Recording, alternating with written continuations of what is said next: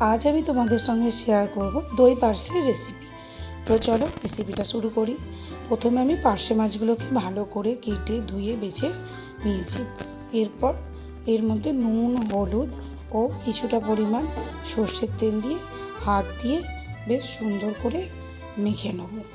নুন হলুদটা মাখা হয়ে গেলে আমি এই রান্নাটা করার জন্য একটা মশলা তৈরি করব। তার জন্য আমি মিক্সিং জারে পেঁয়াজ কুচি, আদা কুচি, রসুন কুচি, 3টে কাঁচা লঙ্কা ও কিছুটা পরিমাণ টমেটো দিয়ে ওটা একটা পেস্ট বানিয়ে নেব। এরপর ওতে দেওয়ার জন্য মেন উপকরণ টক দই, সেটা আমি ভালো করে ফেটিয়ে নেব। ফেটিয়ে নিলে তাহলে টক দইয়ের মধ্যে দানা দানা ভাবটা থাকবে না। এরপর একটা ফ্রাইং প্যানের মধ্যে তেল গরম করে নেব। তেলের মধ্যে কিছুটা পরিমাণ নুন ছিটিয়ে নেব যাতে মাছটা লেগে না যায়। এরপর মাছগুলো আমি আস্তে আস্তে কড়াইয়ের মধ্যে দিয়ে দেবো। দেখো আমার মাছগুলো দেওয়া হয়ে গেছে। একটা সাইড খুব সুন্দর করে ভেজে নেওয়ার পর তবেই কিন্তু আর একটা সাইড আমি উল্টাবো। খুব নরম মাছ তো, তাড়াহুড়ো করলে কিন্তু ভেঙে যেতে পারে। তারপর মাছগুলো একে একে উল্টে পাল্টে ভেজে নেওয়ার পর মাছগুলো আমি তুলে নেব। এরপর আমি ওই একইভাবে নেক্সট ব্যাচটাও ভেজে নেব। ভাজা হয়ে গেলে মাছগুলো সব তুলে নিয়ে ওই তেলের মধ্যেই কিছুটা পরিমাণ কালো জিরে ফোড়ন দেবো।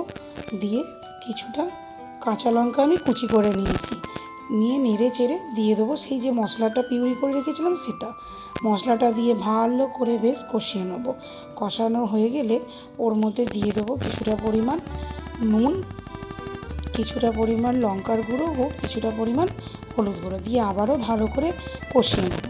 কষানো হয়ে গেলে ওর মধ্যে ফেটানো টক দইটা দিয়ে দেবো। টক দইটা দিয়ে আবারও কিছুটা পরিমাণ ফেটিয়ে নেব। তারপর যখন মশলা থেকে তেল ছেড়ে আসবে ওই টক দইয়ের বাটিটা ধুয়ে সামান্য পরিমাণ জল দিয়ে দেবো। এরপর গ্রেভিটা ফুটে এলে ওর মধ্যে মাছগুলো একে একে দিয়ে দেবো। খুব সাবধানে দিতে হবে, কারণ গ্রেভিটা ফুটছে আর মাছগুলো দিলে ভেঙে যেতে পারে। তাই দেওয়ার পর আস্তে আস্তে আমি মাছগুলোকে উল্টে নেব। দেখো আমাদের পার্সে মাছের দই পার্সে একদম রেডি। এরপর গরম গরম ভাতে পার্সে মাছ আর তার সঙ্গে তার গ্রেভি এবং কাঁচা লঙ্কাটা দলে দারুণ খেতে লাগে। রেসিপিটা